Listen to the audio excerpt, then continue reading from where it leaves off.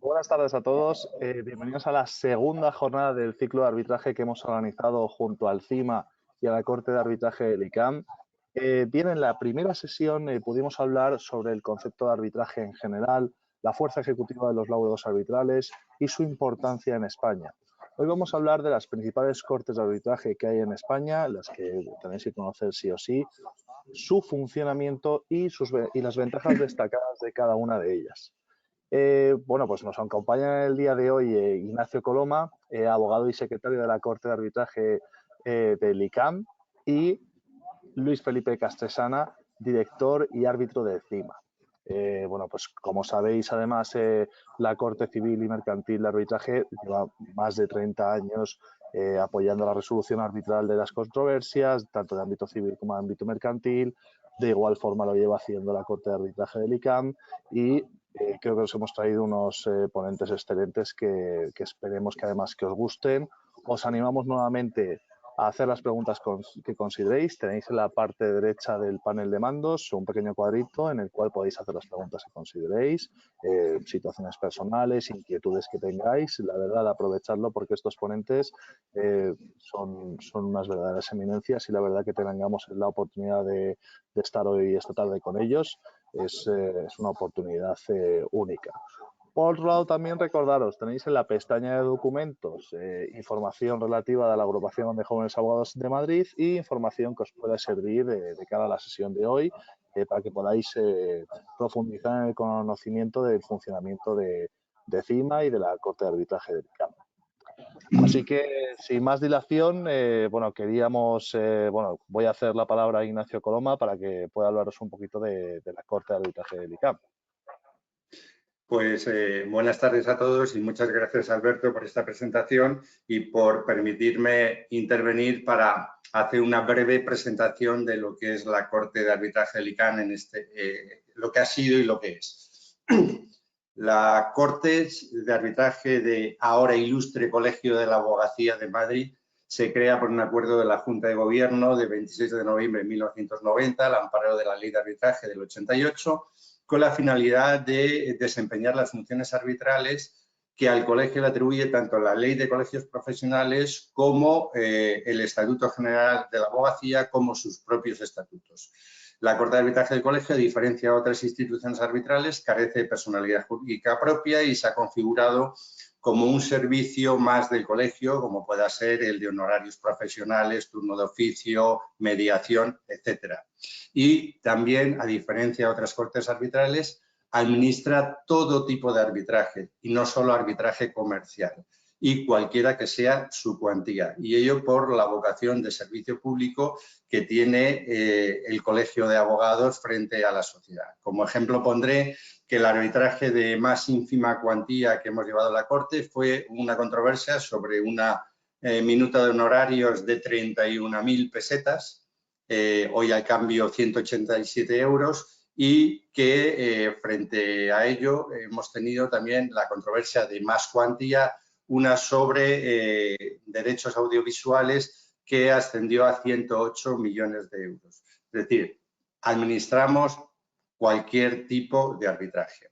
En el año 2010, y a iniciativa de José María Alonso, que es hoy el decano del colegio, pero entonces era el presidente de la Corte, se dotó a la Corte de Arbitraje del Colegio de un reglamento, nuevo reglamento, basado en el reglamento modelo del Club Español del Arbitraje, y es un reglamento que entiendo que está a la altura de los reglamentos de las instituciones arbitrales más prestigiosas. En síntesis, contempla 3 tipos de procedimiento: un procedimiento ordinario, un procedimiento abreviado para controversias inferiores a 100.000 euros y un procedimiento especial por razón de la materia, o un procedimiento que podríamos llamar abreviado para administrar arbitrajes en distintas materias, como pueda ser arrendamientos u honorarios profesionales. En cuanto a los árbitros, en el año 2008, también a iniciativa de José María Alonso, se formó una lista de árbitros por especialidades. El problema fue que el único requisito que se exigía para ser árbitro de la lista era ser colegiado del ICAM, con un ejercicio ininterrumpido de al menos 10 años y no tener ninguna sanción en el expediente personal. ¿Qué ocurrió? Que en un colegio donde ahora creo que estamos por los 43.000 abogados en ejercicio, nos llevó con estos requisitos a una lista de más de 1.000 árbitros, siendo conscientes de que seguramente ni la cuarta parte tenía ni formación ni experiencia en materia de arbitraje, lo cual cuando se hacían designaciones nos causaba una gran inseguridad de si la persona designada iba a saber conducir correctamente el procedimiento arbitral. Es por ello que en el año 2018 la actual Junta de Gobierno, ya presidida ahora por José María Alonso, pues decide aprobar y publicar unas normas para la formación de una nueva lista de árbitros donde ya sí se contempla expresamente el requisito de la experiencia y o formación en materia de arbitraje para poder ser designado árbitro por la Corte de Arbitraje. Y además de acreditar la especialización en la materia en la que se deseaba ser adscrito. Como elemento novedoso, se creó un comité de evaluación integrado por árbitros de reconocido prestigio, que eran los que examinaban las solicitudes y candidaturas que se habían presentado para formar parte de la lista, de tal manera que la Corte aprueba la inclusión siempre a propuesta de ese comité de evaluación. En paralelo a la formación de la nueva lista, también se acometió una reforma de los estatutos y del reglamento de la Corte de Arbitraje. En los estatutos, una primera cuestión que es la supresión de las funciones de mediación que tenía atribuida a la Corte. Ya no tenía ningún sentido, incluso eran incompatibles y, de hecho, ya funcionaba un tiempo atrás el MediaICAM, que es el servicio de mediación propio del Colegio de Abogados de Madrid. Por otra parte, ya sí se consagró estatutariamente el requisito de la formación, la experiencia y o formación en materia de arbitraje a quienes quisieran ser árbitros en la lista de la Corte, si bien en paralelo se hizo la previsión de que se podía eximir del requisito de colegiación y antigüedad a juristas de reconocido prestigio, cualquiera que fuese su nacionalidad. También se estableció el Comité de Evaluación como un órgano permanente de la Corte para examinar las nuevas solicitudes que se hicieran para inclusión en la lista de árbitros. Y finalmente, también estatutariamente, se limitó a 2 las veces que una misma persona podía ser designada árbitro por la Corte en el curso de un año. Las modificaciones que se introdujeron en aquel entonces en el reglamento fueron la introducción de la figura del árbitro de emergencia, no solo con capacidad para adoptar medidas cautelares con carácter previo a la iniciación del procedimiento arbitral, sino también para adoptar aquellas medidas tendentes al aseguramiento, a la anticipación y aseguramiento de la prueba.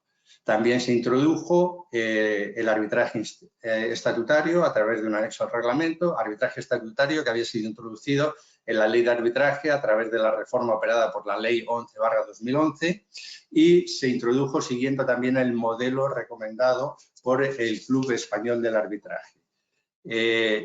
Por último, también se retocó el anexo de las costas del arbitraje para contemplar los honorarios del árbitro de emergencia e incluso establecer como derechos de corte un porcentaje de los honorarios que cobrasen los árbitros. Pero siempre, y esto lo quiero destacar y es muy importante, las costas de arbitraje de la Corte de Arbitraje del Colegio siempre han sido, diríamos hoy en día, muy competitivas, las más competitivas. ¿Por qué? Precisamente porque siempre se ha pretendido que ni sean ni disuasorias ni impidan a nadie iniciar un arbitraje por razón del coste propio del procedimiento. También quiero señalar que en pleno confinamiento, en plena pandemia, la Junta de Gobierno aprobó un procedimiento denominado de urgencia, que tenía por objeto resolver controversias en un breve plazo, haciendo uso de las nuevas tecnologías y a un coste muy razonable, controversias que surgieran en las relaciones negociales como consecuencia del confinamiento y de la pandemia. También es de destacar que estableciendo la ley de arbitraje la obligación de las instituciones arbitrales de velar por la capacidad e independencia de los árbitros, la Junta de Gobierno ha creado una escuela de árbitros dependiente de la propia Corte de Arbitraje que viene impartiendo cursos tanto presenciales como telemáticos. Me consta que son, desde luego, cursos intensos y de gran profundidad, y realizando otras actividades formativas dirigidas no solo a los colegiados, sino a cualquier persona que tenga interés en el arbitraje. Debo mencionar también la asociación o la vinculación con la Asociación para el Arbitraje Internacional de Madrid, que es de la cual depende el Centro Internacional de Arbitraje de Madrid. En noviembre de 2019, el colegio formalizó un convenio con la asociación, convirtiéndose en socio estratégico del Centro Internacional de Arbitraje de Madrid. Y en virtud de ese convenio, precisamente en el reglamento de la Corte se introduce un artículo, el 62, en cuya virtud, cuando se formula una solicitud de arbitraje que se repute internacional, derivada de un convenio arbitral que se formalizase después del 1 de enero de 2020, ello implicaba que automáticamente ese arbitraje estaba sometido a la administración por el Centro Internacional de Arbitraje de Madrid.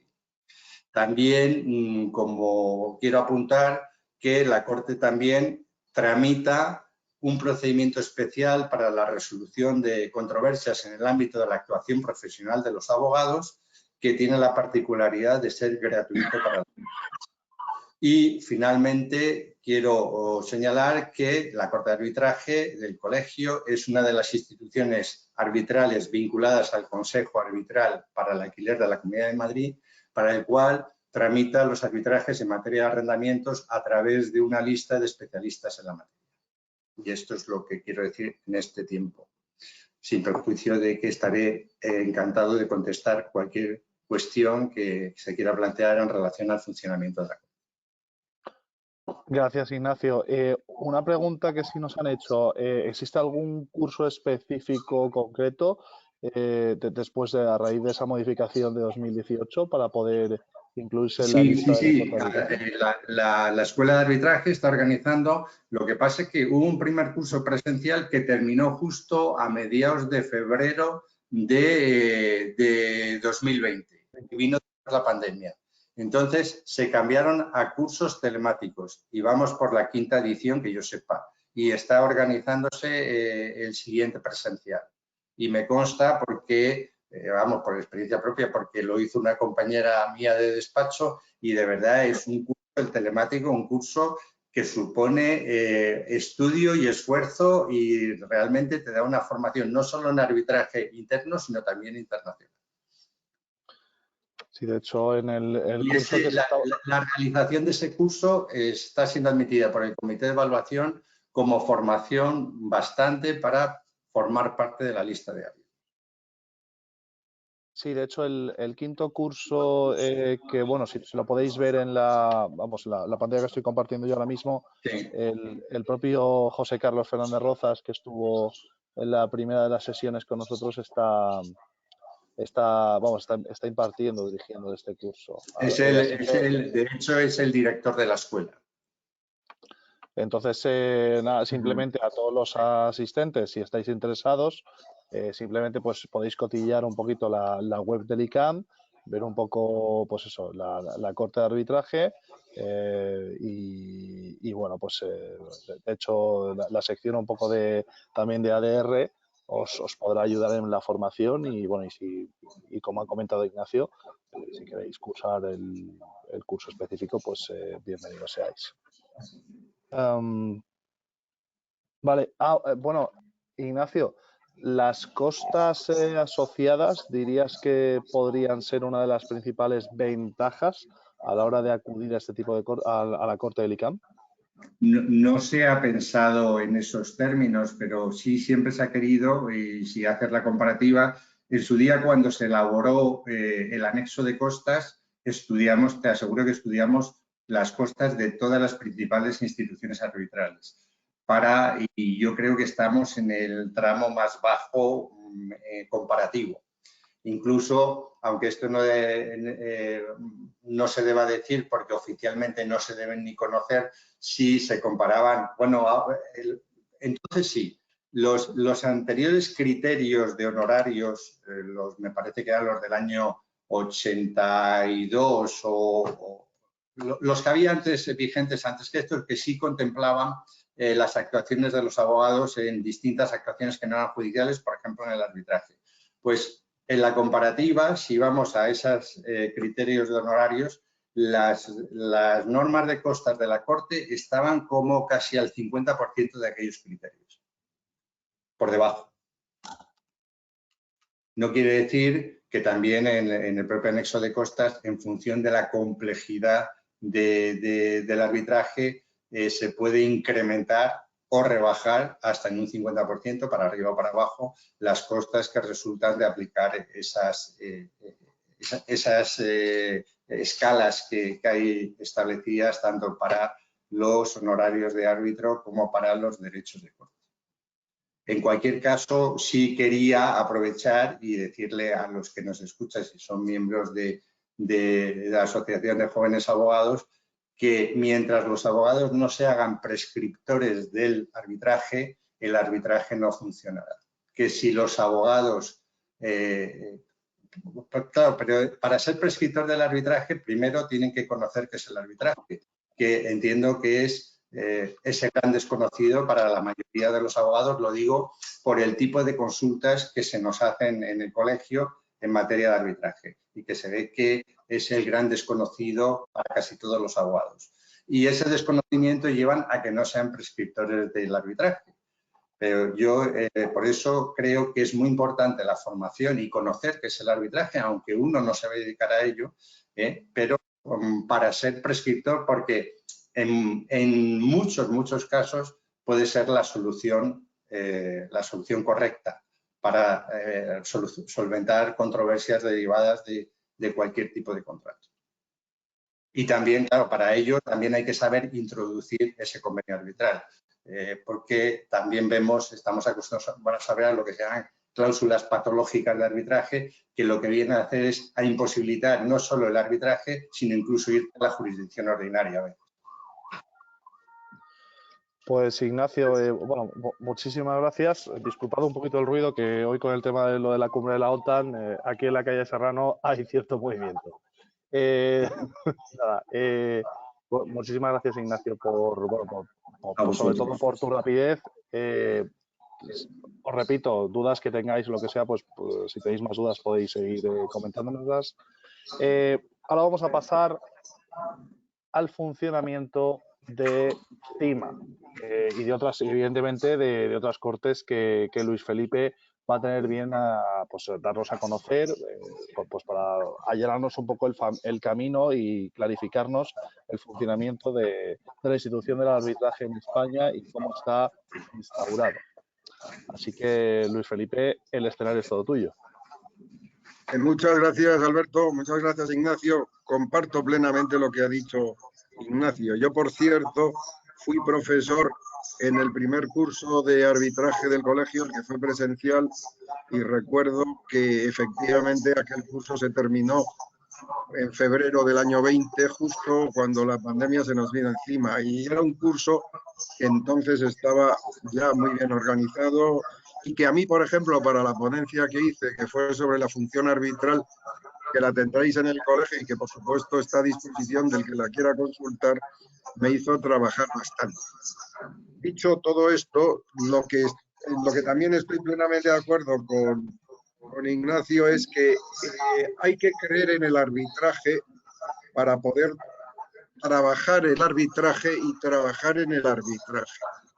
Es decir, el arbitraje en España ha tenido en general mala fama, ha sido desconocido y eso nos ha colocado internacionalmente en una posición un tanto incómoda, porque mientras que el arbitraje internacional, que es el modelo del arbitraje doméstico, se lanza después de la Primera Guerra Mundial cuando se constituye la Cámara Internacional de Comercio de París y sobre todo después de la segunda, nuestro aislamiento, nuestra propia ley interna de arbitraje de la época, que era la de diciembre del 53, una ley que se decía que era contra el arbitraje, más que para el arbitraje, y el hecho de que no estuviéramos presentes en los grandes movimientos tectónicos de la economía mundial, hicieron que cuando nosotros nos hemos incorporado al arbitraje,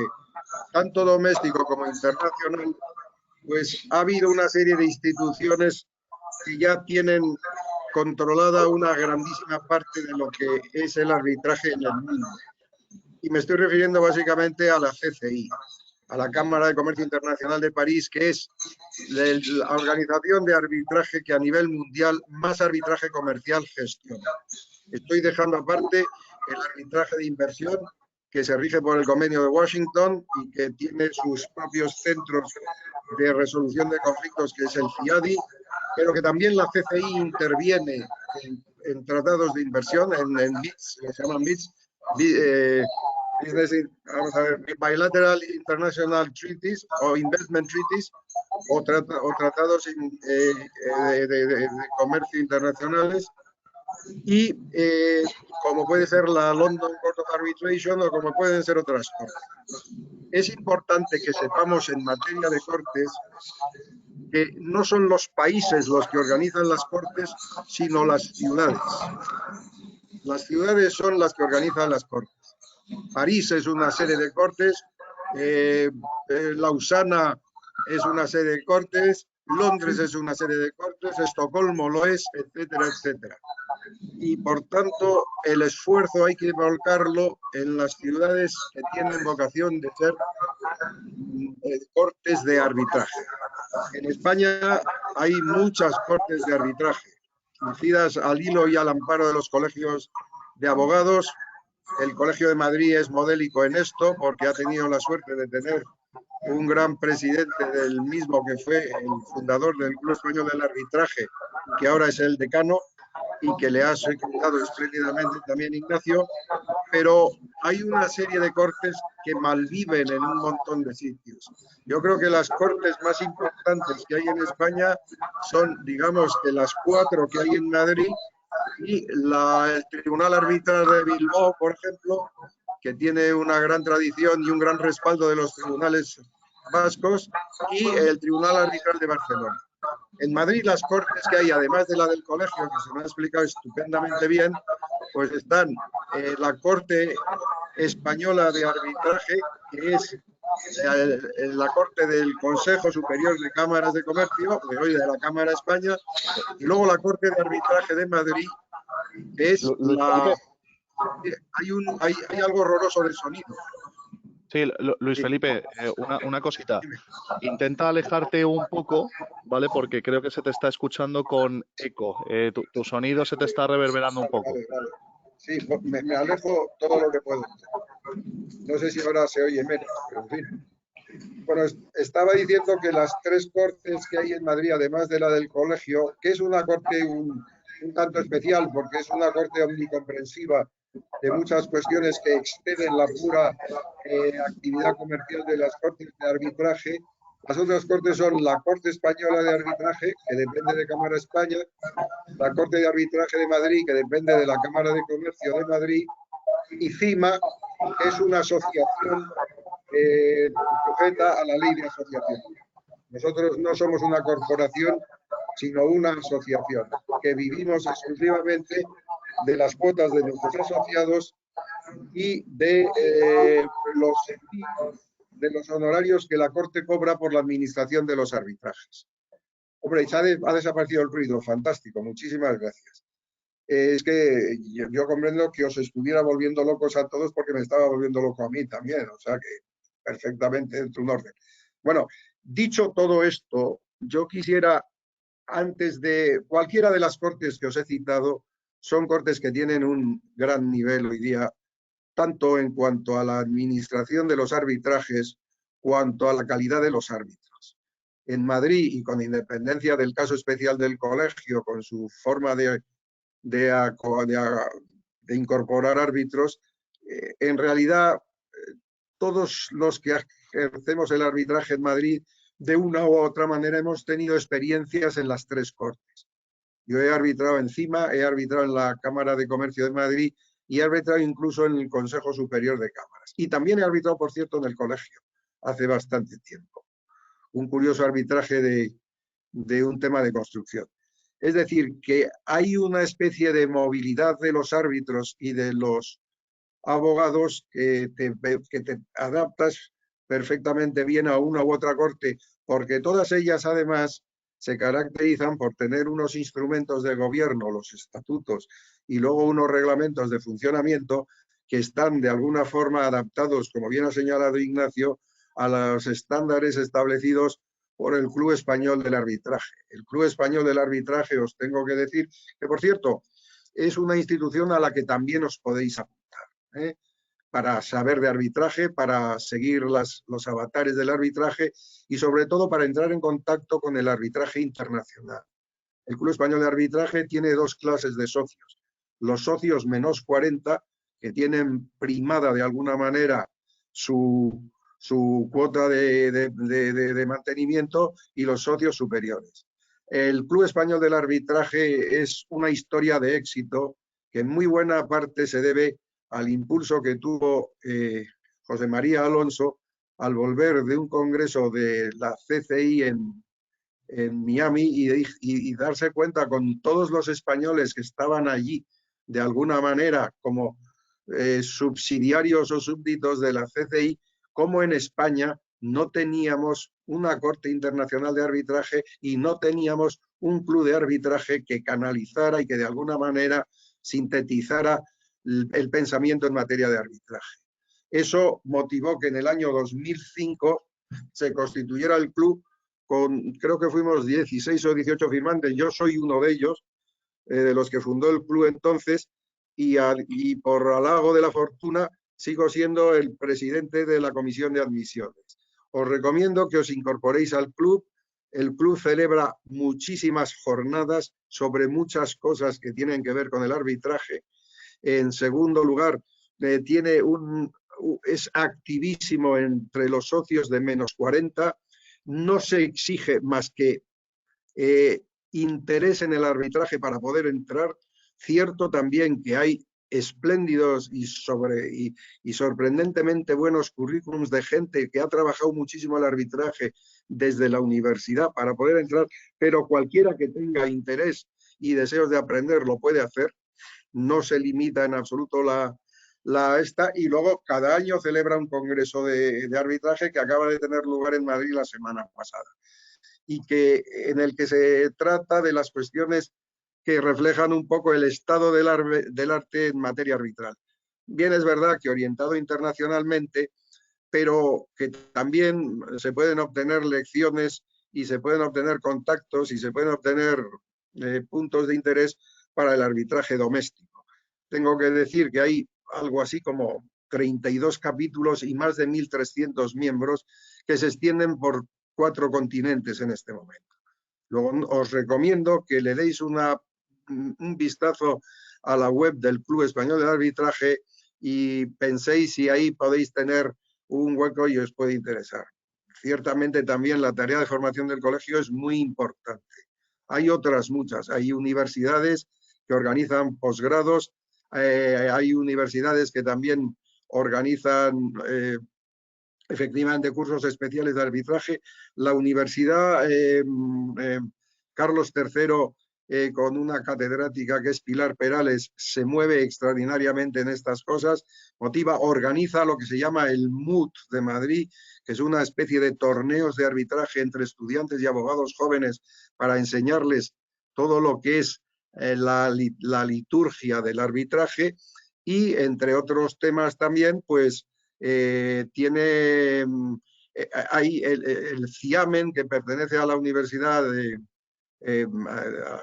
a San Pablo, la Universidad de San Pablo, organiza junto con el Charter Institute of International Arbitration la obtención del diploma del Charter Institute, que tiene también mucho prestigio internacional. Es decir, que oportunidades de formación, afortunadamente, y al revés de lo que ocurría cuando comenzó este siglo, hay bastantes para dedicarse al arbitraje. Bien, dicho esto, y refiriéndome concretamente ya a CIMA, ya os he explicado que somos una asociación de derecho privado, vivimos de nuestros ingresos. Fue fundada, como bien ha señalado también Ignacio, para la del colegio, al hilo de la ley de arbitraje del año 88, que es una ley tímidamente pro arbitraje. Entonces, un grupo de abogados del Estado, letrados del Consejo de Estado, formaron esta asociación que ha ido consiguiendo poco a poco abrirse un lugar y que en este momento pues es una de las 3 cortes, aparte de la del colegio, más prestigiosas de Madrid, y es una corte en la que se ventilan asuntos también de cuantías muy variadas, extraordinariamente variadas, pero que pueden alcanzar los 50, 60 millones de euros, por ejemplo, o, por ejemplo, en el que yo estoy en este momento, pues que no llegará ni siquiera a los 100.000. Es decir, que no hay que perderle, es decir, que hay que perderle el miedo al arbitraje por razón de las cuantías. El arbitraje es tan importante. Yo creo que el caso más difícil que he resuelto yo en arbitraje era de cuantía indeterminada. Es decir, el arbitraje lo que requiere es buscar soluciones a cuestiones que sean difíciles, que requieran una plena capacidad de exposición y de prueba, y que no deban tener una respuesta mecánica o de carril de un magistrado o de una magistrada que tiene 40.000 casos al año. Es decir, que perdamos también en el arbitraje el miedo a las cuantías, tanto por el exceso cuanto por el defecto. Ignacio ha citado que hay un consejo de arbitraje de la Comunidad de Madrid para temas de alquiler, y ahí estamos efectivamente también encima revisando situaciones donde a lo mejor lo que se discuten son 2 plazos de un inquilinato. Es decir, que en ese terreno el arbitraje no es una institución para ricos ni muchísimo menos, o para empresas grandes o para cuestiones extraordinariamente sofisticadas. Es un método heterónomo de resolución de conflictos en el que lo que las partes hacen es prescindir del apoyo judicial para resolver sus conflictos y ponerlo en manos de unas personas que por razón de su currículum, por razón de su formación profesional y por razón de su reconocido, digamos, de alguna manera, prestigio, están en condiciones de dedicarle el tiempo suficiente como resolver los problemas. O sea que por eso que el arbitraje es institución a la que debemos estar siempre atentos, porque ayudarnos. Tengo que decir además que en este nuevo proyecto de ley de métodos adecuados para resolución del servicio de la justicia, etcétera, este larguísimo título de proyecto de ley que el 12 de abril ya el gobierno mandó a las Cortes, ahí el arbitraje aparece entre los medios alternativos de solución, MASC, que es la traducción española de la expresión conocida en Estados Unidos y en Inglaterra, en el mundo anglosajón, de los ADRs, Alternative Dispute Resolutions, pues es uno de los MASC que contempla esa ley y que lo convierte además en requisito de procedibilidad en algunos casos. El arbitraje concretamente no es requisito excluyente de procedibilidad, pero sí se contempla la posibilidad de que solo se vaya al juzgado de lo civil o de lo mercantil después de haber fracasado en el arbitraje. Dicho todo esto, creo que ya podríamos de alguna manera referirnos a la perspectiva del procedimiento visto de lo que son las instituciones arbitrales. Aquí es muy importante una división que yo he oído ya, pero que vale la pena insistir mucho en ella. Es decir, el arbitraje puede ser administrado o ad hoc. Arbitraje administrado es el que administra una institución dedicada a administrar arbitraje o que se adapta a un reglamento de una institución que administra, en tanto que el arbitraje ad hoc es aquel en que las partes se dotan absolutamente de todos los medios, procedimientos, etcétera, etcétera, para administrar el arbitraje sin referencia especial a una corte que les proteja. Yo creo sinceramente que el arbitraje ad hoc es muy poco recomendable.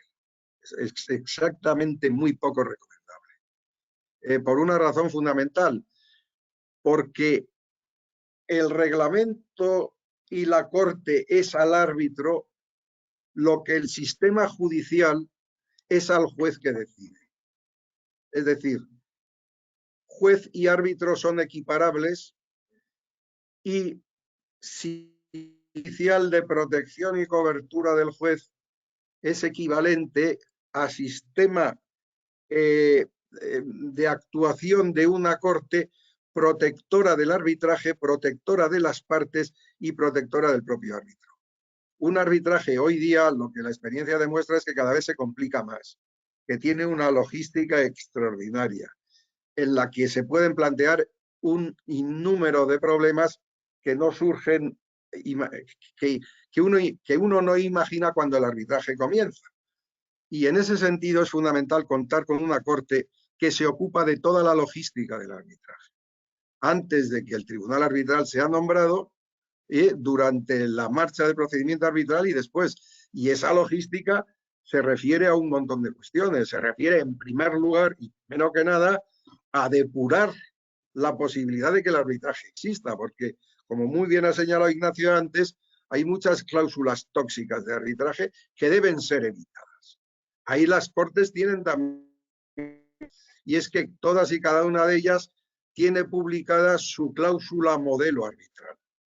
Tanto, yendo con esa cláusula, uno sabe que va a poder tener el arbitraje, digamos que administrado y protegido por la corte de que se trata.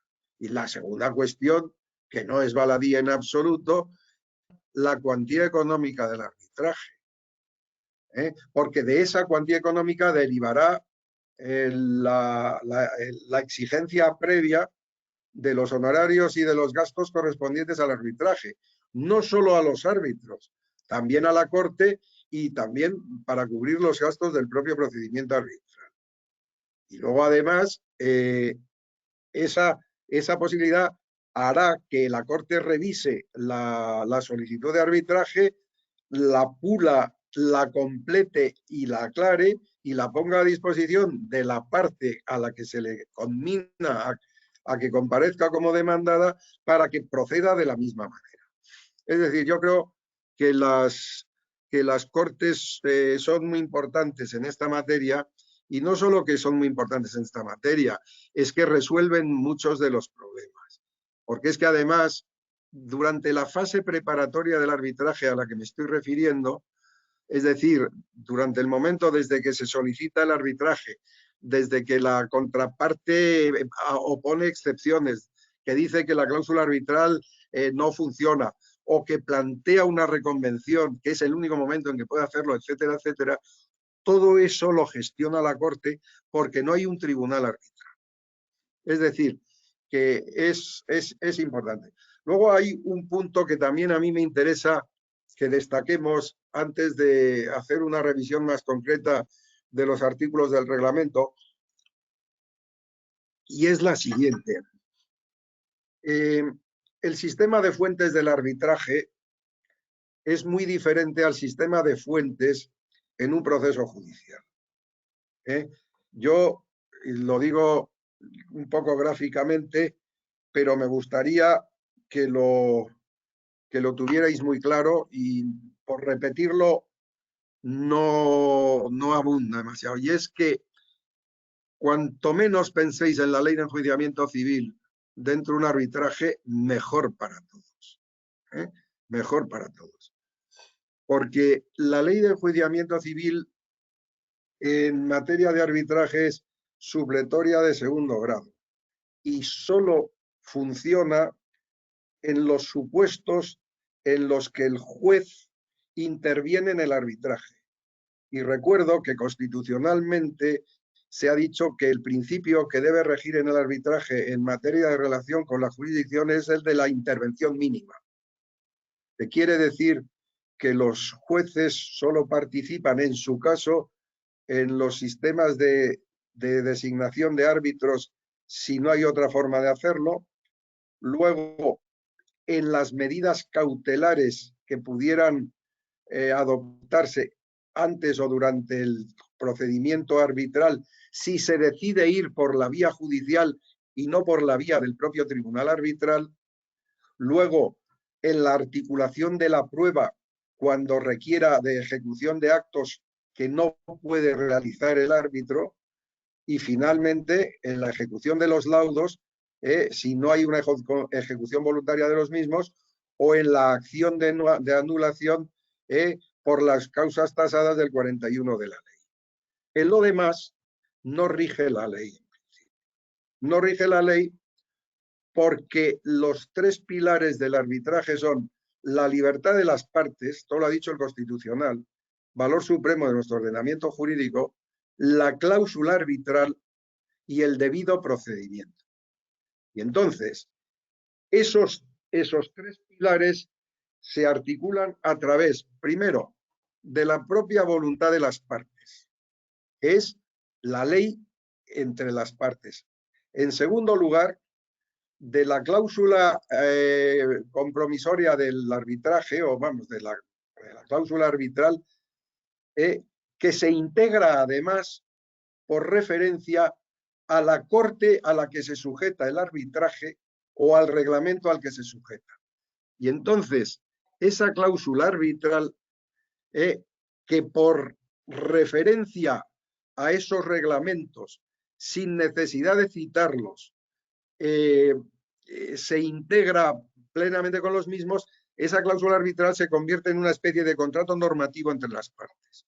Y las partes tienen que acoplarse y ajustarse a lo que este contrato normativo se refiere. Hay una dicción en la ley de arbitraje que no me resisto. Vaya hombre, se me acaba de ir. Qué bonito. Un momento, porque estoy yo aquí en la página 148. Perdón, un momento, porque tenía un texto que a mí me parece fundamental, Jorge. En la exposición de motivos de la ley, en la que se dice más o menos lo que yo os estoy intentando explicar, pero con palabras bastante más adecuadas. Y lo que viene a decir aproximadamente es lo siguiente. Aquí está ya. ¿Dónde está? Lo que viene a decir lo siguiente, que la voluntad de las partes se articula en el contrato normativo que representa la cláusula arbitral, que se refiere a un reglamento o a una autoridad nominadora o a una corte determinada. Punto. Y que eso es lo que hace que el arbitraje tenga su plena sustancia. De tal manera que las disposiciones de la ley de arbitraje, en principio, y salvo que se dijera lo contrario, son puramente dispositivas. Entonces, tenemos primero la voluntad de las partes, integrada por la cláusula y por la corte a la que las partes se están refiriendo. Luego tenemos la propia ley de arbitraje, cuyas disposiciones son, valga la redundancia, dispositivas en general, y luego tenemos la ley UNCITRAL, es decir, la ley de arbitraje que generó las Naciones Unidas en 1985 y que modificó en el 2006, en la que nuestra ley se inspira. Y luego, finalmente, tendremos a pari ratione y de forma supletoria la ley de enjuiciamiento civil. Es decir, que creo que en ese terreno debemos tener muy claro que lo que más importa en un arbitraje a efectos de interpretación de normas y a efectos de desarrollo del mismo y a efectos de fijar criterio a lo largo del procedimiento es lo que establezcan las partes y lo que establezca el reglamento al que las partes se han decidido acoger. Eso por ese lado. Entonces, dicho esto y pasando al tema concreto de la Corte, o sea, del reglamento de la Corte de Arbitraje, yo creo que el reglamento de la Corte de Arbitraje de CIMA es un excelente reglamento, es del año 2020, hecho después de uno que se publicó en 2015, que ya se había adaptado bastante al Club Español del Arbitraje, y el del 2020 pues recoge otra serie de cuestiones que son muy semejantes a las que ha señalado Ignacio. Es decir, tenemos de una parte el procedimiento normal, el procedimiento al que el reglamento se refiere, con una serie de principios de interpretación del mismo, etcétera. Luego tenemos un apéndice relativo al procedimiento de emergencia. Luego tenemos también un procedimiento específico de urgencia, que no es de emergencia, es decir, es un procedimiento express que también se acomodó al hilo, por cierto, de la pandemia.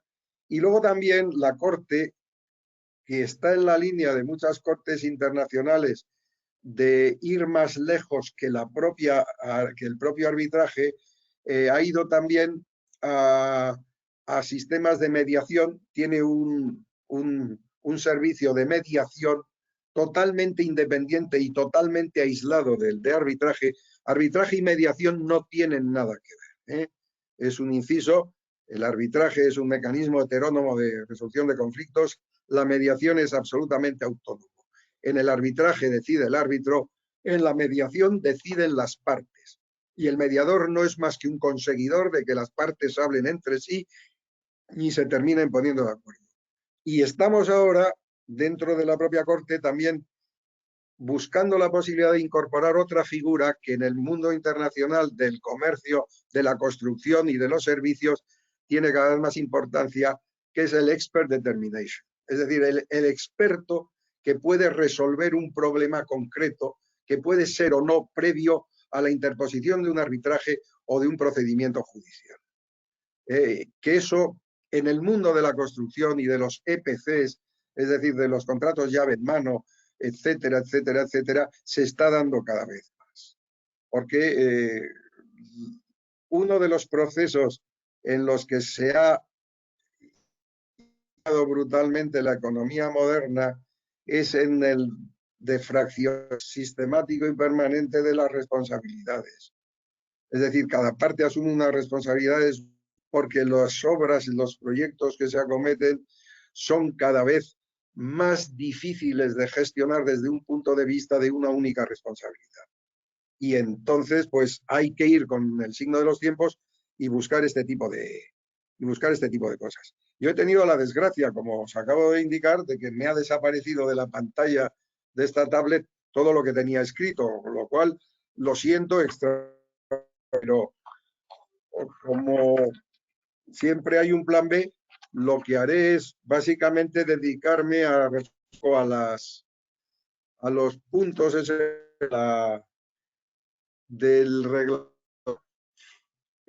para que tengáis un poco idea de la importancia que siempre tiene un reglamento de esta naturaleza. Yo aquí diría, como cuestión fundamental, una cosa, y yo creo que el reglamento de CIMA lo hace muy bien. El reglamento de CIMA, por aquello que os decía yo, de que era como una especie de cobertura que protege al árbitro y a las partes, el reglamento de CIMA está pensado, primero, para las partes, de que cuando deciden ir a un arbitraje CIMA, van a contar con unas garantías de profesionalidad, de excelencia en la tramitación del expediente y sobre todo de transparencia absoluta, que les va a permitir conocer y saber en cada momento dónde están. En segundo lugar, porque protege al árbitro. El árbitro que de alguna manera se ciñe a las normas CIMA, está de alguna manera utilizando el reglamento, aunque sea privado y no público, que protege su actuación. que ya deja de ser una actuación discrecional y que es una actuación reglada. Y en tercer lugar, protege al arbitraje mismo, porque el arbitraje se beneficia de la existencia de normas adecuadas, bien medidas, bien equilibradas, no exageradas, que permiten que el arbitraje como procedimiento fluya hasta el final.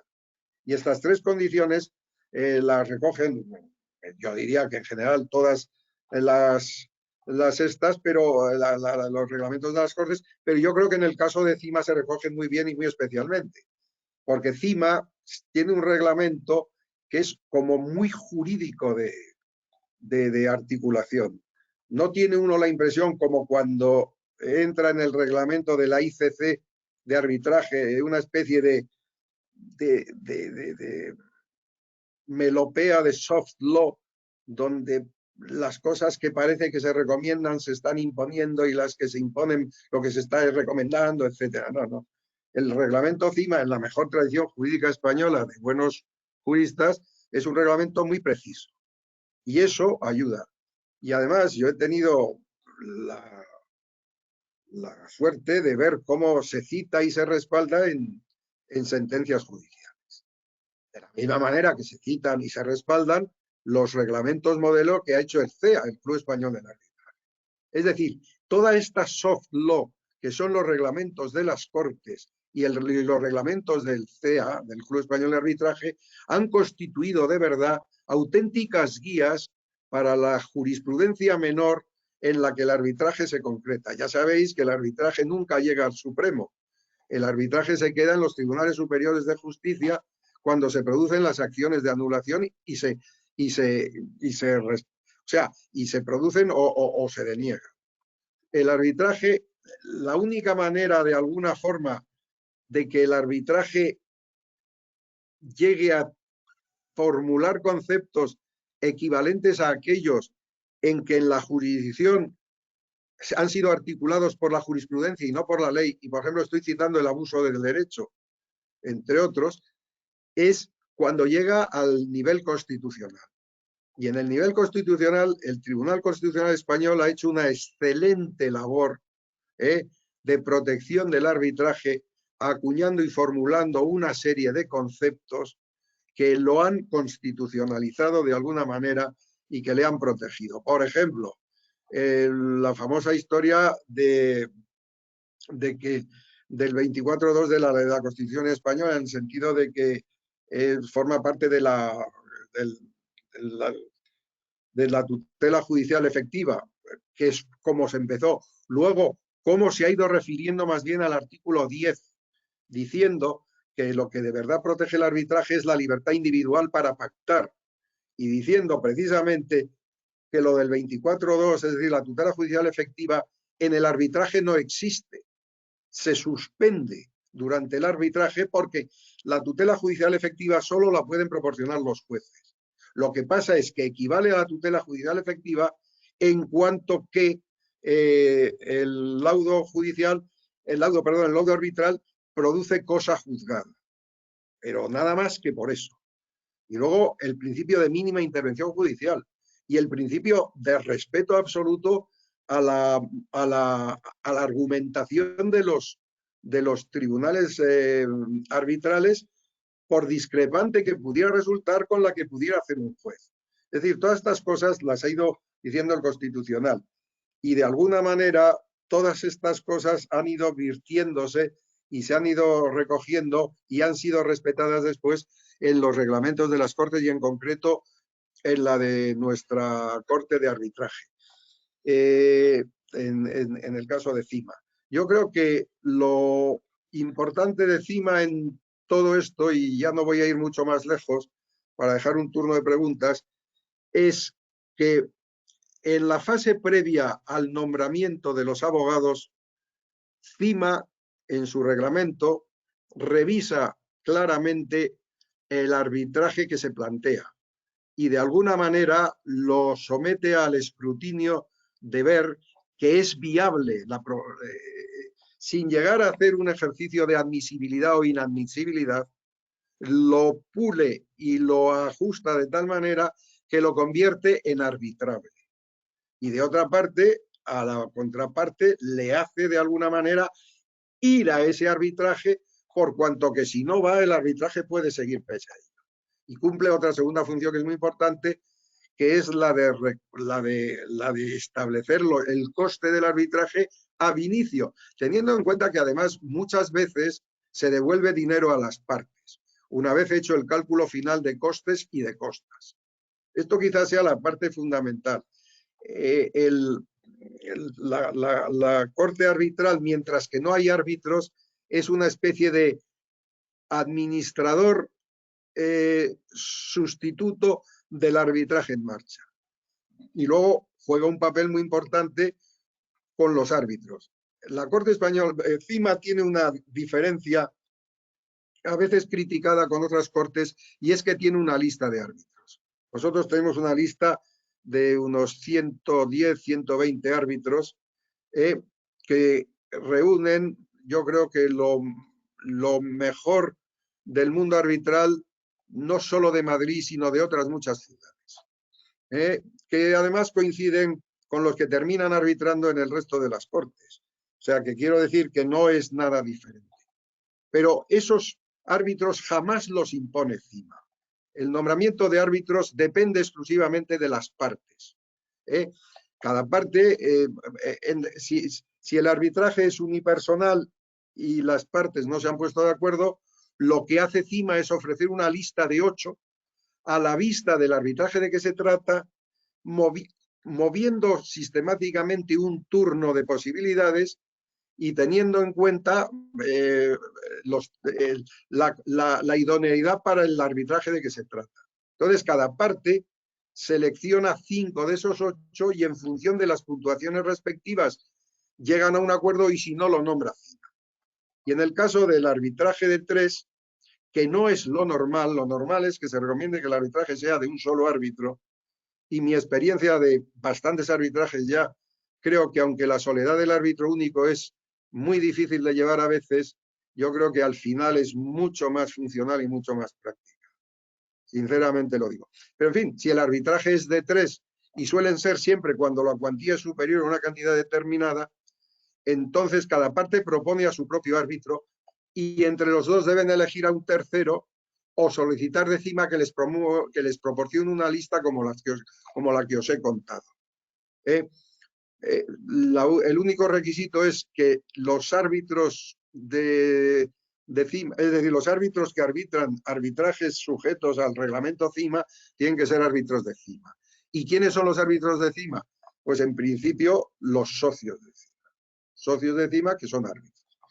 Bien, y luego ya a lo largo del procedimiento el arbitraje inmediatamente pasa a manos de los árbitros y la Corte se convierte en apoyo subsidiario del arbitraje. Pero el arbitraje CIMA tiene una característica distinta a las otras, y es que el secretario de la Corte de CIMA está siempre presente en las actuaciones en las que el árbitro o los árbitros deciden las pruebas y deciden la logística y deciden los temas sustanciales del arbitraje en marcha y del procedimiento arbitral. No interviene para nada, está de testigo mudo, pero vigila desde CIMA que se siga respetando absolutamente los planteamientos de la Corte en cuanto a la transparencia, en cuanto a la igualdad de las partes y en cuanto a la capacidad de contradicción de las mismas. Y luego, naturalmente, también está presente en las vistas, en las audiencias para prueba, etcétera, etcétera. No os voy a aburrir con el reglamento, lo podéis descargar y ver de qué se trata. Un procedimiento arbitral habitual es demanda, contestación.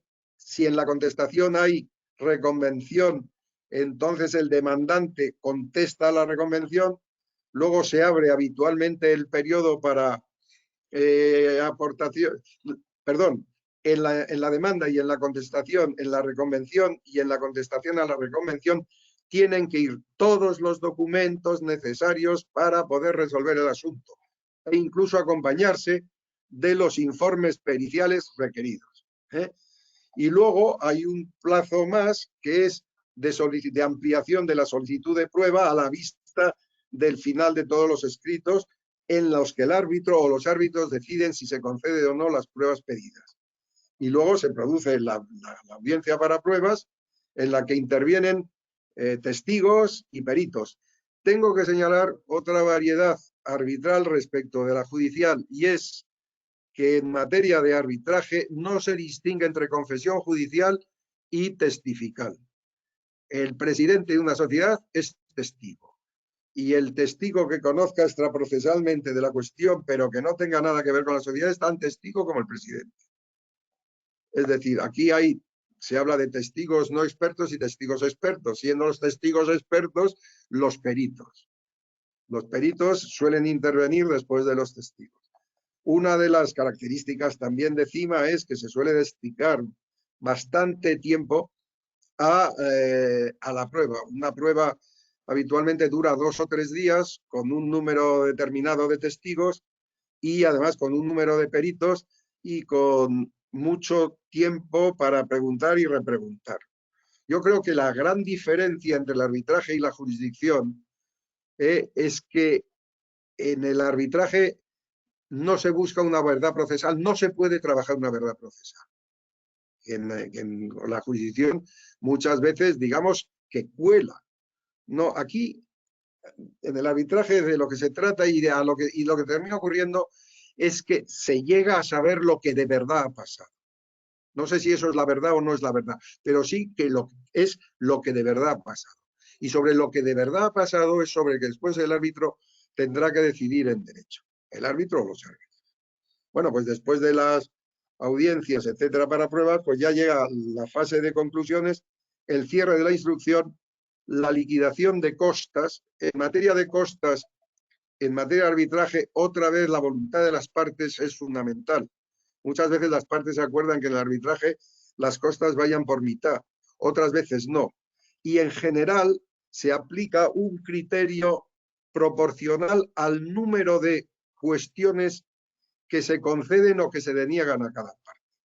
Se hace un cálculo muy exacto de tal y muchas veces se produce la situación de devolver las costas. Y parte de las costas, quiero decir, no todas, ni muchísimo menos, pero parte de las mismas sí. Luego, la emisión del laudo, de acuerdo con la Corte nuestra, es 6 meses a contar desde la contestación a la demanda. Y prolongable, sin necesidad de autorización de las partes, 2 meses más. Si las partes y el árbitro exigen o piden una nueva, pues se puede llegar a conceder, pero no. La ley, el reglamento establece lo mismo que la ley. El hecho de dictar el laudo fuera de plazo no lo invalida.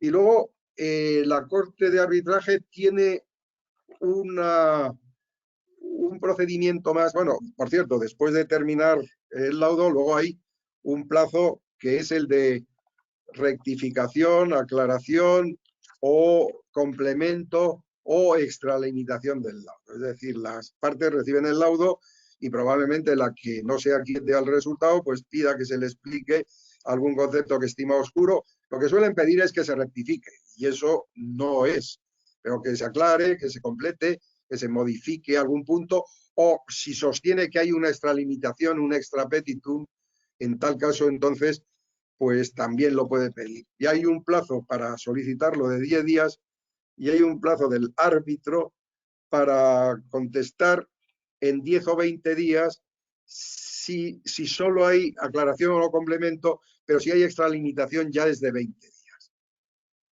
Y por tanto, los laudos que dicta la Corte pueden ser de 3 clases. Primero está el clásico laudo interlocutorio para resolver una cuestión que es una excepción procesal que no debe llegar al final del laudo.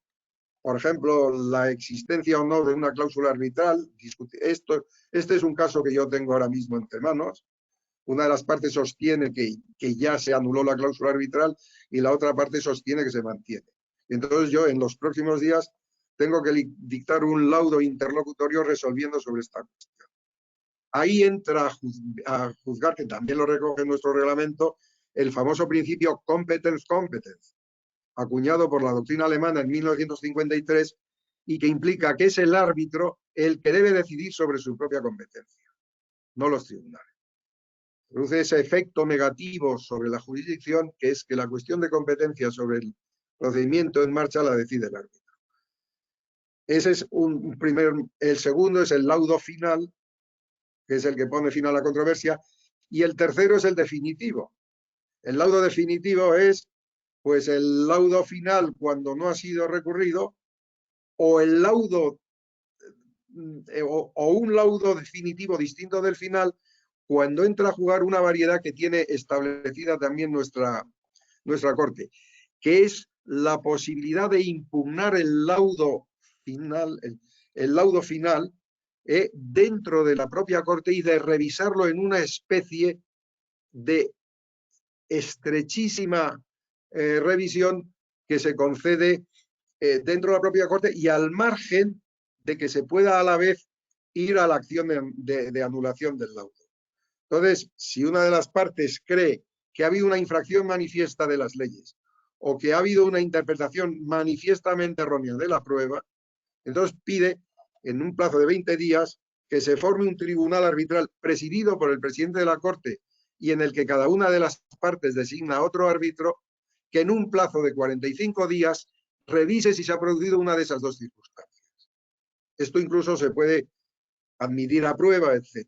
Yo creo que es arriesgado. Nosotros no hemos tenido demasiados ejemplos de estos, pero de hecho ahora estamos envueltos en uno de ellos. Eso es para evitar ese argumento que siempre se hace contra el arbitraje, que es el del one shot. Es decir, el arbitraje no tiene más que un disparo, mientras que la jurisdicción tiene 3. Bueno, tiene 3 según y conforme, porque si la prueba no se puede valorar en instancia y si luego el acceso al Tribunal Supremo es prácticamente inexistente, pues yo no sé si en realidad tiene 3 o 1,5. Pero lo cierto y verdad es que un poco para evitar eso y para ser comercialmente más agresivos, las Cortes han puesto de manifiesto, han puesto en concreto en funcionamiento este tipo de posibilidades de revisión interna por la propia Corte de un laudo arbitral con un tribunal distinto. En fin, tiene sus ventajas y tiene sus inconvenientes, entre otras cosas, porque no impide ni precluye que se pueda ir a la acción de anulación. Entonces, quien haya recurrido en revisión de laudo y a la vez en anulación, pues se puede encontrar con 2 resoluciones completamente contradictorias. Pero lo cierto es que se supone que es una garantía más para los que plantean el arbitraje. Yo no quiero avanzar mucho más porque creo que ya he dicho demasiadas cosas, pero me someto gustosamente a cualquier turno de preguntas que me queráis hacer.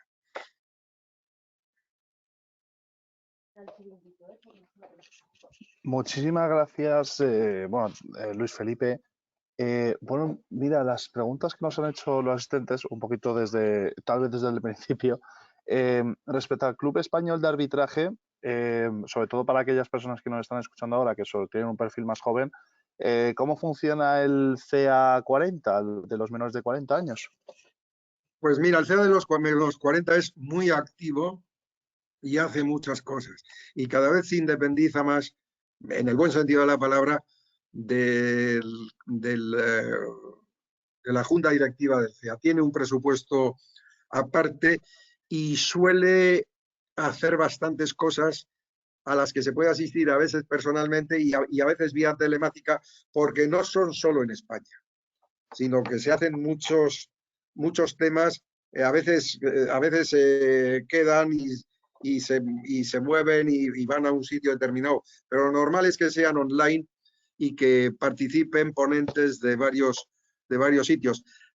Una de las grandes ventajas del CEA es que se habla en español, pese a que estemos, por ejemplo, con miembros italianos, franceses o ucranianos, o por supuesto, naturalmente, iberoamericanos. Y en general son muy activos. Basta entrar en la web del CEA y buscar CEA-40 y ver las actividades, porque además en la página del CEA, que suele estar muy bien puesta al día, siempre te dicen las que se van a celebrar en un periodo muy próximo. Pero hacen muchas cosas, ¿eh? De hecho, bueno, os compartimos por el chat el enlace al propio CA40, que además desde la Agrupación de Jóvenes Abogados de Madrid pues hemos tenido contacto, hemos hecho alguna cosita juntos y la verdad que tienen mucho movimiento y son bastante dinámicos. Sí, lo son. Luis Felipe, respecto al CIMA, también hay un servicio de mediación. ¿Cómo funciona Sí. dicho servicio y cómo se puede acceder a esa lista de mediadores? Vamos a ver, el servicio, como os he dicho, está precisamente para no contaminar al arbitraje. Tener en cuenta que muchas veces la mediación se establece en lo que se llaman cláusulas escalonadas. Primero se establece una negociación entre los directores generales. Segundo, una mediación. Y luego, cuando la mediación fracasa, un arbitraje. Pues precisamente para no contaminar mediación y arbitraje, lo que se ha hecho es separar por completo el servicio. Se ha dotado de una especie de comité de dirección especial que creo recordar que preside, si no me equivoco, creo que es Pascual Sala, el antiguo presidente del Tribunal Supremo y del Consejo Superior del Poder Judicial, no, del Tribunal Supremo y del Constitucional, y ellos son los que de alguna manera analizan los supuestos y nadie del Consejo Directivo de CIMA tiene acceso a lo que allí se decide. Lo que sí, la lista de mediadores ahora es escasa porque tampoco hemos empezado teniendo demasiados casos, pero lo que sí pedimos es que los mediadores hayan hecho el curso de mediación que pide el Ministerio de Justicia para poderse inscribir como mediadores, que es un curso de 100 horas, me parece recordar. O sea, que el mediador tiene que estar de alguna manera homologado de acuerdo con un real decreto que hay sobre mediación, me parece que es hay una ley del año 2012 y un real decreto del 2015, creo.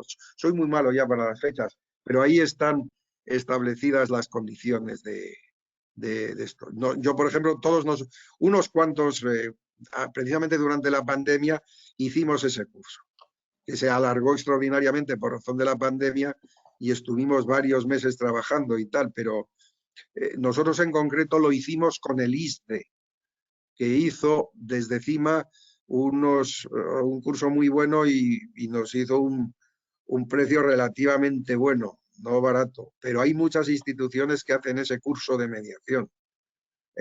Y entonces, lo que también es verdad es que los mediadores de CIMA, me parece que hay una norma establecida de una serie de años de prácticas y unas experiencias. Es decir, también hay unos criterios calificadores que supongo que pondrán en marcha cuando empiece a haber solicitudes de esto.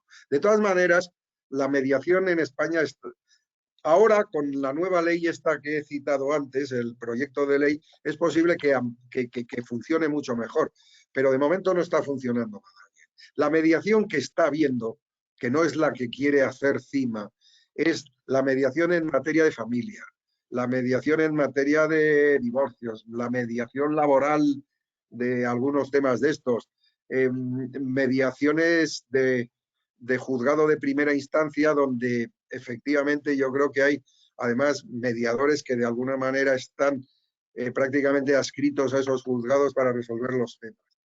Pero la mediación empresarial, de alguna manera importante y que añada valor y que reste, por ejemplo, la mediación tiene respecto al arbitraje una enorme ventaja y es que es mucho más barata.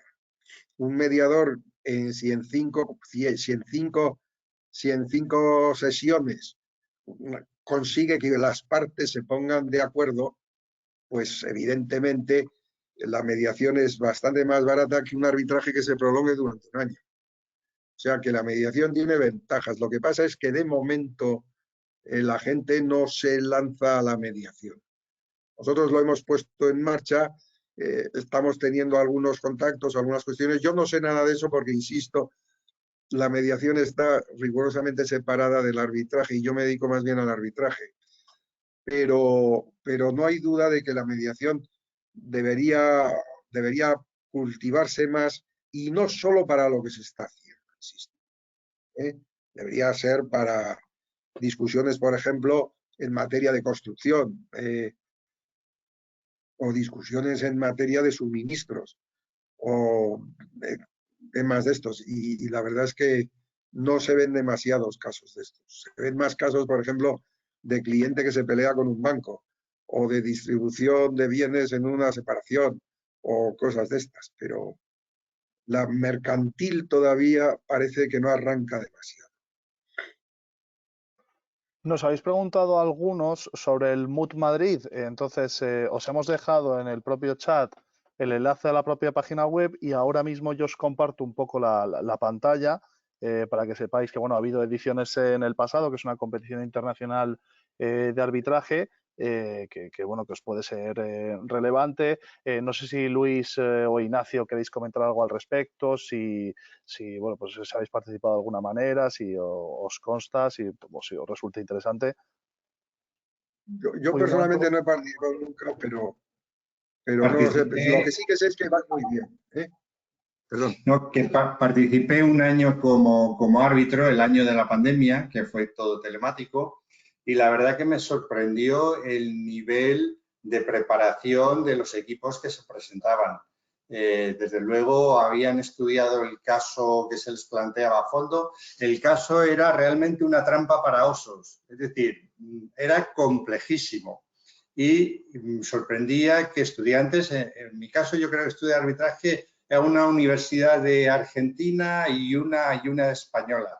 Y me sorprendió realmente la profundidad con la que habían analizado todos y cada uno de los problemas que se planteaban en el caso y que, como digo, eran realmente trampas para oso.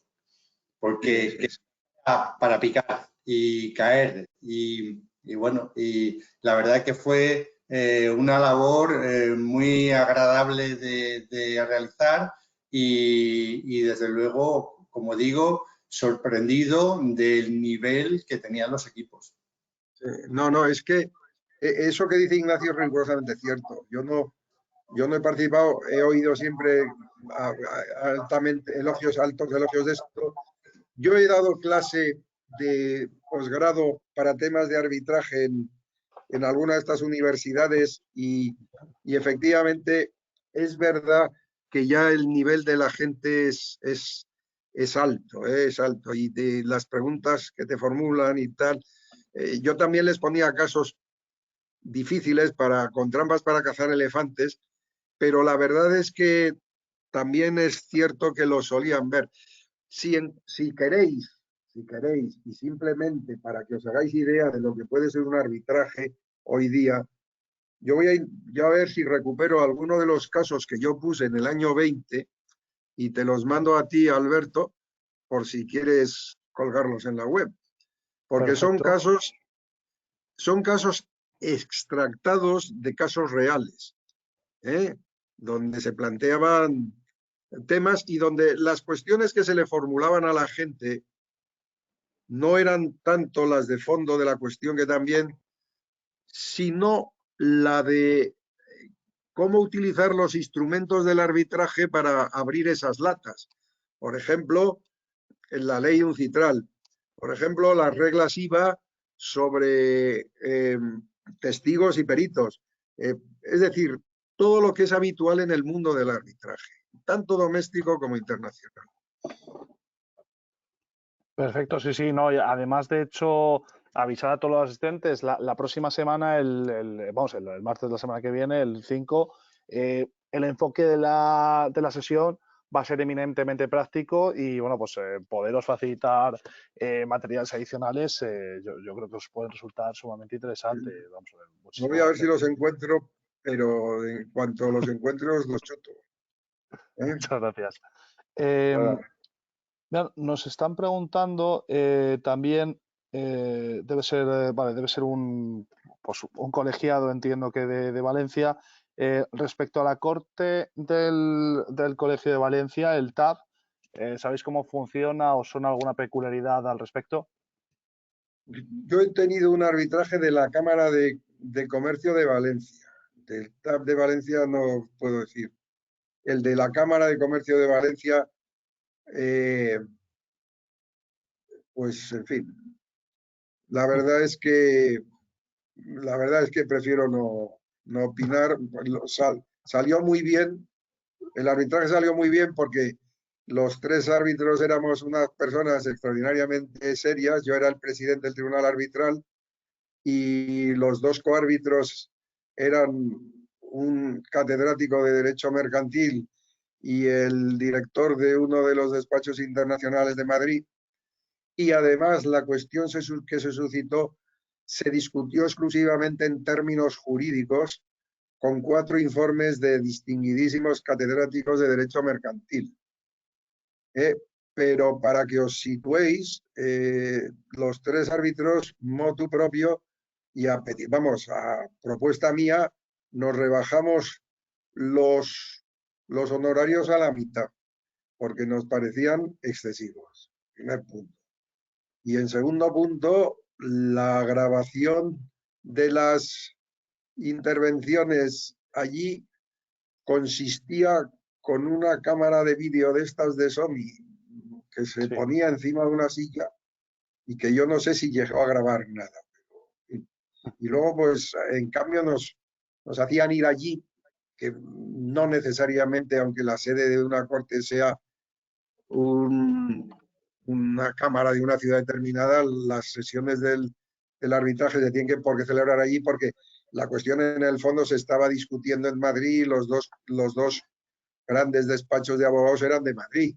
En fin, yo no tengo otra experiencia que esa y bueno, pues digamos que fue, me atrevería a decir que intrascendente. Pero ya digo que no...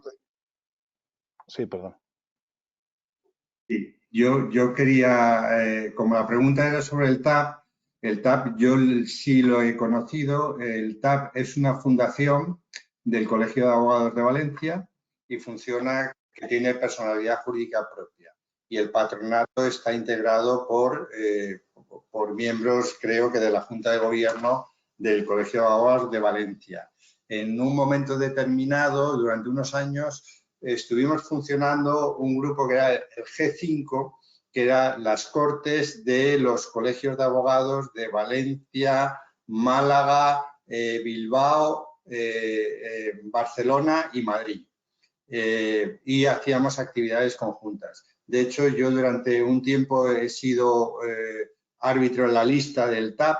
Se renovó hace poco la lista, todas las condiciones, y a mí se me pasó el plazo y ya no seguí en la lista, nunca me designaron, pero bueno, que sé que tenía un reglamento donde incluso también se preveía la segunda instancia, como en el reglamento de CIMA, tal y como nos ha explicado Luis Felipe, y sé que a través del CSIC también realiza una amplia actividad formativa en conjunción con el Colegio de Abogados de Valencia, porque también hicimos también cursos conjuntos. Este grupo que llamamos G5, hicimos cursos conjuntos de arbitraje que eran online, mucho antes de la pandemia. Y la verdad que era un curso que estaba muy bien, que finalizaba con un caso práctico bastante complejo. Y bueno, en un momento determinado, el Colegio de Abogados de Madrid decidió que quería hacer su escuela de árbitros, como he explicado, y funcionar por su cuenta. Entonces desde ese momento se separó de lo que era el Colegio de Abogados de Valencia y del propio TAP como tribunal arbitral dependiente del Colegio de Abogados de Valencia. Gracias, Ignacio. Luis Felipe, ¿puedes recordarnos un poco aproximadamente el plazo medio que tarda el CIMA en emitir un laudo arbitral? Sí, técnicamente, vamos a ver, la preparación de un arbitraje es siempre muy lenta. Es decir, llega la solicitud del arbitraje. Hay que revisar todos los temas que faltan, los no sé qué. se le da traslado a la otra parte. La otra parte muchas veces pide más plazo para contestar, que se le puede conceder. Es decir, el arbitraje debe durar 6 meses bien administrado desde que se contesta el último escrito de alegaciones sustanciales de las partes. Sea este el escrito de contestación a la demanda, sea la dúplica si las partes han acordado réplica y dúplica, o sea la contestación a la reconvención si el demandado ha reconvenido. Y a partir de ese momento, en 6 meses, habría que cuadrar esto. Muchas veces el exceso de plazo viene, a veces, de lo liados y del mucho trabajo que tienen los despachos. Es decir, yo en general tengo mucha más disponibilidad, también por razón de mi nivel de trabajo, mucha más disponibilidad que los grandes abogados de los despachos que plantean temas de alguna enjundia. Entonces, conseguir que cuadren las fechas de una vista encima con las agendas de los dos despachos de abogados a veces es difícil, pero lo lógico es que en 6 meses se pueda resolver. Es decir, yo creo que siempre se ha dicho que el arbitraje tenía 2 o 3 ventajas. Una, su flexibilidad, que es fundamental. La segunda, el plazo de tiempo. Y la tercera, el coste. ¿Qué es lo que está pasando? Que esas ventajas se están diluyendo. Es decir, cada vez los arbitrajes, los abogados muy litigadores, básicamente los americanos, lo están cristalizando cada vez más y convirtiéndole cada vez más en una serie de pasos, contrapasos y bifurcaciones. Y luego está el hecho de que se está encareciendo. Y todo eso es lo que ha llevado a buscar otras fórmulas alternativas. ¿Por qué? Porque cuando el arbitraje no responde a estas realidades, entonces te tienes que buscar otras cosas, porque ya ha perdido su gracia. ¿Para qué tiene importancia un arbitraje comercial? Básicamente, imaginemos entre 2 compañías. Pues para que al final los auditores de las 2 compañías resuelvan cómo se contabiliza un tema. Es decir, ¿qué hago? ¿Aquí me apunto una pérdida o aquí me apunto un beneficio no esperado? Y eso es, y sobre todo eso, es cada vez más urgente si una de las 2 sociedades está empezando a incurrir en un problema de insolvencia. Yo he llegado a tener un arbitraje donde una de las partes estaba disuelta pero no liquidada. Y además se trataba de si había o no vendido las acciones que le daban derecho a operar en un tramo de carretera. Es decir, que eso era ya, y naturalmente lo primero que me plantean las partes es que se aseguren los costes de esa parte porque no va a poder pagar. Segundo, que esa parte, que ya no sea parte porque está prácticamente extinguida. Es decir, todas esas cosas. Para eso, el arbitraje resuelve muy bien, si es capaz de hacerlo rápidamente.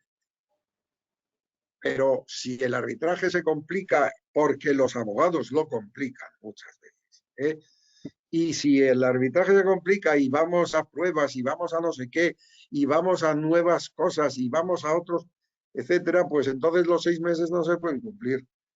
Yo desde luego soy muy partidario de intentar mantener los plazos lo más ajustados posibles. Pero ya digo que a veces lo más difícil muchas veces es fijar las audiencias. Primero porque las cortes también tienen muchos casos, no tienen demasiados días y tienes que conseguir que esos días los 2 despachos los puedan tener libres. En fin.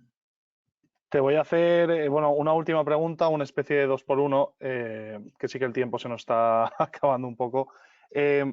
Vale, has comentado que previamente a que se dé el procedimiento de arbitraje, en la propia Corte de Cima se va a saber o se hace una estimación del coste que va a haber. Entiendo que las partes hacen una especie de depósito. ¿Cómo funciona en ese sentido de Cima exactamente?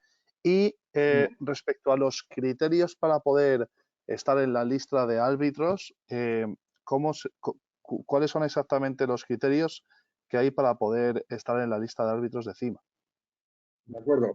Vamos a ver, en cuanto a la primera pregunta, CIMA tiene una tasa que cobra al que presenta el arbitraje, que creo que es, si el arbitraje es de más de 100.000 euros, 500 euros, y si es de menos de 100.000, 300. Y luego tiene unos aranceles. Y entonces, lo que está ocurriendo cada vez más es que la gente argumenta que es de cuantía indeterminada su arbitraje. Claro, si la cuantía es de los cálculos, los aranceles están calculados en función de la cuantía. Yo debo decir a este respecto dos cosas. La primera, que CIMA ha hecho un ejercicio muy parecido al que ha señalado Ignacio y nosotros yo creo que ahora mismo CIMA de las 3 cortes, que no es el colegio, que no conozco bien, somos los más baratos. Es decir, CIMA ha reducido extraordinariamente sus aranceles de tal manera que hay un bulk, un grupo grande de cuantías que oscilan entre una cantidad y otra, en las que eso se ha notado mucho. Hay quizá cuantías que ya si son muy superiores se disparan un poco, pero no. Primero eso. Y en segundo lugar, lo que hace CIMA es comprobar si efectivamente es cuantía indeterminada o no. Porque en cuanto hay un interés económico y se desprende de los escritos, pues ese interés económico es el que hay que calcular.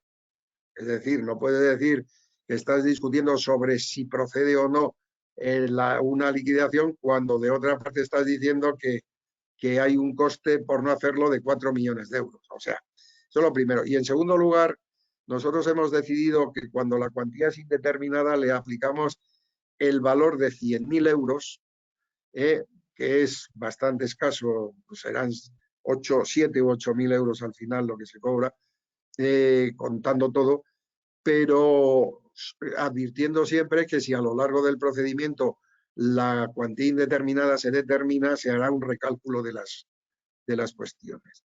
Es decir, que eso es lo que hay. Yo no puedo dar ejemplos muy grandes, pero si entráis nuevamente en CIMA, ahí están publicados los aranceles. Y ahí se puede ver exactamente qué es lo qué cálculo se hace. Entonces, cada parte paga la mitad. Ya sabéis que muchas veces una de las partes, la que es arrastrada al arbitraje, no quiere pagar y entonces se abre la posibilidad de que la contraparte pague y el arbitraje sigue. Lo cual no implica que vaya a ganar o perder, pero se resuelve así el tema. Esa era la primera de las cuestiones. Y la segunda, vamos a ver, CIMA es muy cuidadosa en el tema del número de árbitros porque tenemos muy pocos casos, muy pocos casos, tenemos 40, 50 al año. Entonces, para una asociación como la nuestra, 40, 50 son, pero claro, eso implica que una lista de 120 árbitros tarde más de 2 años en rotar. Entonces, y sobre todo cuando además las partes tienden a elegir los árbitros dentro de la lista. Por tanto, ahí es muy difícil, no es muy gratificante estar en esa lista por el hecho de estarlo, más que por el prestigio que produce.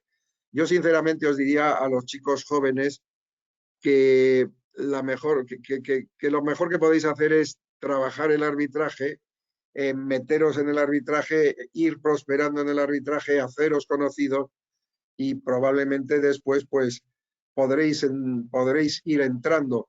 Yo creo que nosotros, y no me lo sé bien, debemos tener para los arbitrajes de menor cuantía de estos del colegio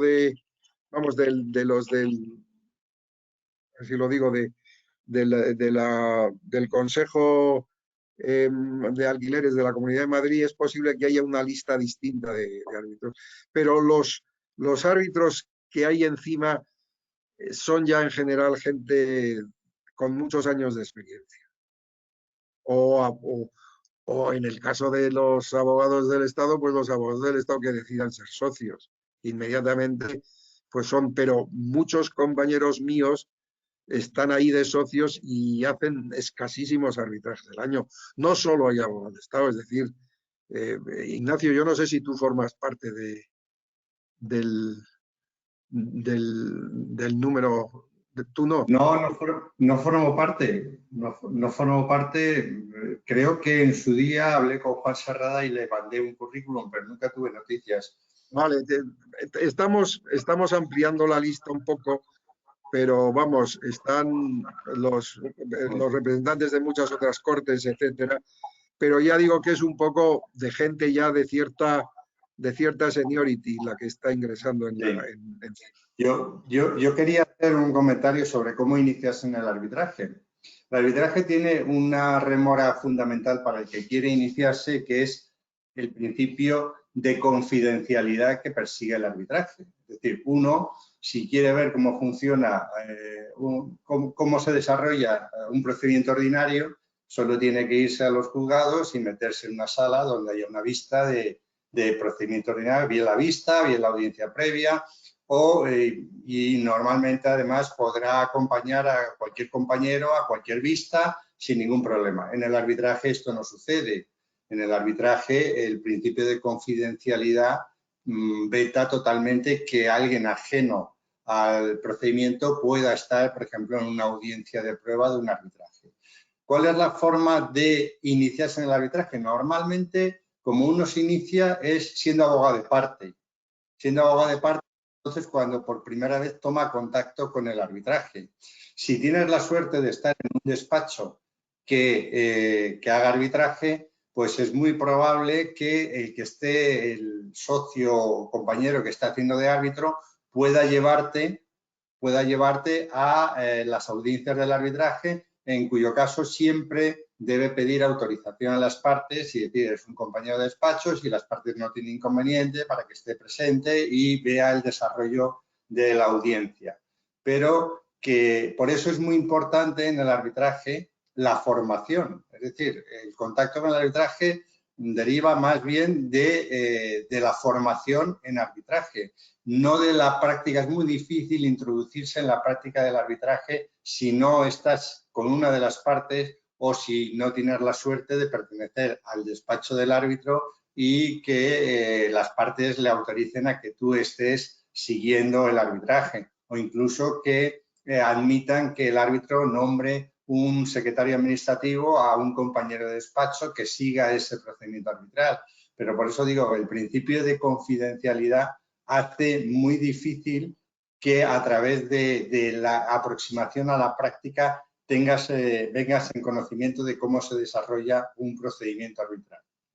Sí, completamente de acuerdo con Ignacio. Y se me ha olvidado citaros, pero es uno de los artículos del reglamento CIMA, que es el de la confidencialidad absoluta del arbitraje y del procedimiento arbitral. Y en ese terreno es exactamente así como hay que ir aprendiendo. Es decir, pegándose al arbitraje, yendo a MUTs, estando en formación, viviendo en ese mundo un poco, ¿no? Y poco a poco, pues probablemente aparezcan oportunidades que te permitan poder, por ejemplo, pues terminar entrando en todo esto. La propia academia también da alguna oportunidad en el sentido de que yo creo que ya hay cátedras de arbitraje, o al menos cátedras que trabajan mucho el arbitraje y donde a lo mejor pues cabe la posibilidad de ingresar como profesor asociado o lo que sea. Pero es decir, el arbitraje, yo lo aprendí como ha dicho Ignacio, es decir, yo empecé a ir a arbitrajes porque mis clientes me pidieron que fuera a arbitrajes. Y de hecho, aunque ya había hecho arbitrajes anteriormente, os cuento mi primer arbitraje internacional de cierto fuste. Bueno, de cierto fuste fue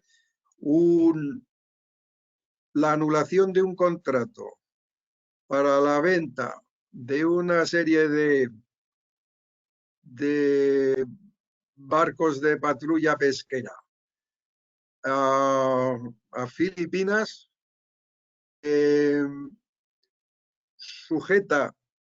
sujeto el arbitraje a derecho filipino, ¿eh? en segundo lugar, con reglas de la CCI y en el Centro de Arbitraje de Singapur, en el SIAC. Así fue como empecé yo a ver cómo funcionaban los arbitrajes CCI. Claro, yo era el socio de Arbitration y demás historias de que estaba en Madrid y no podía decir que de esto sabía poco. Fui aprendiendo sobre la marcha. Por cierto, os diré que el derecho filipino, el Código Civil español, es el que funciona en Filipinas traducido al inglés, con algunas leyes intermedias que desvigornian un poco el articulado, pero es el Código Civil. Y aquel arbitraje fue interesantísimo, fue muy bien pero lo primero que tuve que hacer en un momento dado, porque empezaron a llegar, hay que tener mucho cuidado en el arbitraje con las chapuzas que intenta hacer mucha gente, y ya por aquellos mares del sur os imagináis, pero me llegó la onda de que el árbitro designado por la CCI era un personaje al que ya había ido a visitar el abogado de la contraparte y al que, según se ufanó la contraparte, decirle había dado seguridades de que aquello se arreglaba. Claro, tardé exactamente un cuarto de hora en solicitar entre otras cosas porque llevaba casi un año sin producir el acta de emisión, que es la pieza clave de un arbitraje, que es donde se establece el procedimiento. Y entonces solicité que lo cambiaron por otro absolutamente aséptico, un inglés de formación continental que vivía en Singapur y funcionó muy bien. Es decir, que eso hay que ir aprendiendo un poco de esa manera. Yo creo que si de verdad tenéis interés en el arbitraje, orientar un poco vuestra actividad profesional a este tipo de despachos. Pues bueno, Luis Felipe, Ignacio, muchísimas gracias por vuestro tiempo. El poder acercarnos desde un punto de vista más institucional, pero un poco el plano más dirigido a los jóvenes de cómo iniciarse un poco en el arbitraje, participar en MUCH, conocerle lo que es el CA40, conocernos bueno, a nosotros, el propio CIMA, la propia Corte de Arbitraje del ICAM. Sin duda son primeros pasos que son fundamentales para poder iniciaros en el arbitraje y esperemos además que os gusten. Os hemos dejado recordar una serie de enlaces en el chat para que podáis curiosear si es de vuestro interés. Y luego recordar para todos aquellos que os habéis conectado un poquito más tarde, tenéis en la pestaña de documentos información relativa a CIMA, el propio reglamento, por si queréis echar un vistazo, y el propio enlace a su página web. Nuevamente, recordaros que la próxima sesión será el martes que viene. Tendrá un enfoque más práctico a través de análisis de casos reales que creo que van a ser sumamente enriquecedores. Y nuevamente, por parte de la Agrupación de Jóvenes Abogados de Madrid, dar las gracias a los dos y dar las gracias en especial a CIMA por ser colaborador principal nuestro en este ciclo de jornadas de arbitraje. Muchísimas gracias a ti y a Ignacio, que como siempre es un placer compartir contigo estas cosas, y ya sabéis que me tenéis a vuestra disposición para lo que queráis.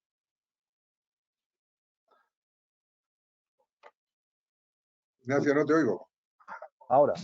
Nada, pues ha sido un placer verdaderamente, sobre todo ver a Luis Felipe, que hacía mucho tiempo que no le veía, y charlar un rato con él antes de iniciar la sesión. Y la verdad que sí, que ha sido una experiencia muy agradable y le agradezco a AJA el haber contado conmigo. Muy bien, estupendo. Muchísimas gracias a los dos. Nosotros. Muy buenas tardes.